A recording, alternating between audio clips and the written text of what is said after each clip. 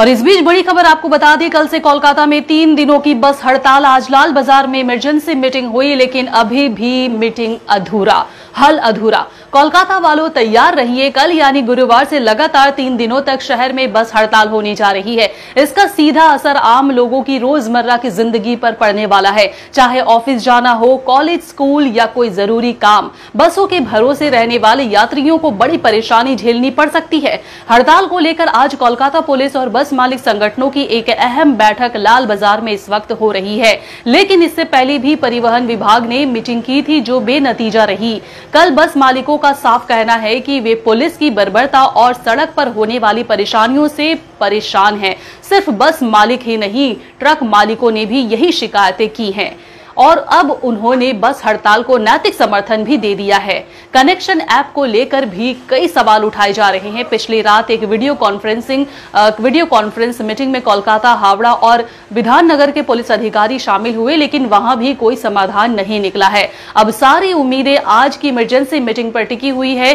क्या कोई हल निकलेगा या फिर कल से वाकई बस हड़ताल होंगी और बसें नहीं चलेंगी? आम जनता परेशान है और जवाब चाहती है। यात्रियों से अपील है कि जरूरी होगी तो ही सफर करें, वैकल्पिक ट्रांसपोर्ट का इंतजाम पहले से ही कर ले। हड़ताल के चलते ऑटो, ऐप, कैब और मेट्रो में भीड़ बढ़ सकती है।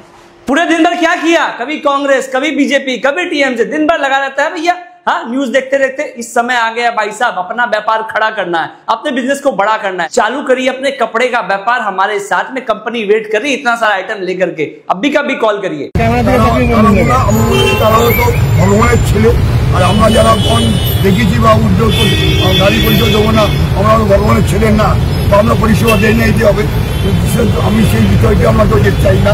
আমরা যে 7টা সংগঠন, আমার সঙ্গে ছোটন আছে, পল্লব আছে, আমরা আছি, যারা দেখেছি মানুষের কাজ সেবার জন্য সে পরিষেবা দেই, কিন্তু 65 দিন তারা কেন পরিষেবা দিতে পারছে না? 3 দিন তারা ব্যস্ত করেছি, দুটো 3টে মিটিং ব্যস্ত হয়ে গেছে। আজকে মাননীয় পরিবহন মন্ত্রী বলে ফোন করেছিলেন, সিটির সঙ্গে আজকে মিটিং 12টায় আছে। আমাদের সমস্ত সংগঠন, 7টা সংগঠনই আমরা থাকবো।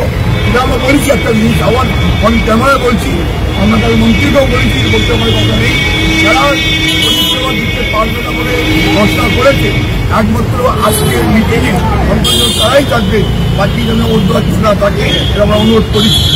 বলতে পারে পুলিশ ছিল, পরিবহন মন্ত্রীর সামনে আপনারা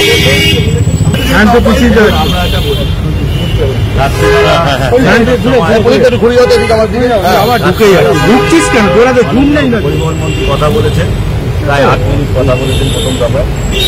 আমি বলেছি উচ্চপদস্থ পুলিশ কর্মী আধিকারিক আমাদের সঙ্গে বসতে হবে। সীমত অবস্থায় উনি মনে হচ্ছে সিএম এর সঙ্গে কথা বলেছেন এবং ডিজি রাজীব কুমার নর্থ বেঙ্গলে আছেন, তার সাথে কথা বলার পরে সিপির সাথে বসার একটা টাইম হয়েছে এবং আজকে সেটা বসা হচ্ছে দুপুর 12টার সময়।